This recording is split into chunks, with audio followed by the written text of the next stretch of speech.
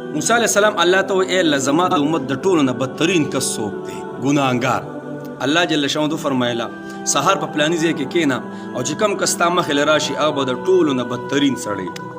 چې ګوري یو کس دی او خپل زوی په اوږه باندې راغستی او را روان دی موسی علیہ السلام زړه کې و چې دا زما د ټولو نه بدترین امتي دی بیا زړه کې خبر راغله ای الله زما په امت کې د ټولو نه بهترین او تا ته خوښ انسان کم دی الله جل شانه فرمایل ماښام په پلاني ځای کې کینا او چې کم کس تا په خوا درلې هغه به د ټولو نه بهترین کس ستا د امت چې ګوري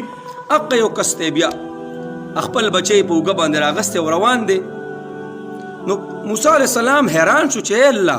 سحر دا کس بدترین او ماښام دا کس بهترین زما د امت جوړ شو دا څنګه خبره ده الله جل شانه ته فرمایي موسی دا چې روانو او دا کم زوی چې په اوږه باندې اغستی و نو دوی ځنګل سیټ ته ووتل او کله چې په ځنګل ور داخل شو نو دا خپل زوی ورته وایي ای پلاره د دې ځنګل نه بل څه غټ شته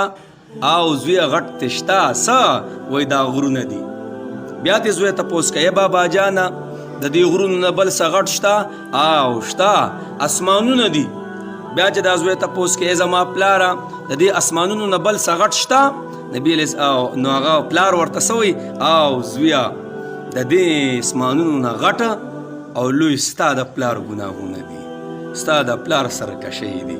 او ډېر په عجیبه انداز او په درد دا خبره وکړه ای موسی نو بیا ورته دا زوی وایي بابا جان ستا د ګناهونو نه بل څه غټ شته دا پلار ورته وایي او زویا زما د ګناهونو نه غټه دا څه دی دا لوی دا د الله رحمت نه موسی د دا خبرې زما ډېرې خوښې شوې او ما ته په صدق توبه ویسته نه موسی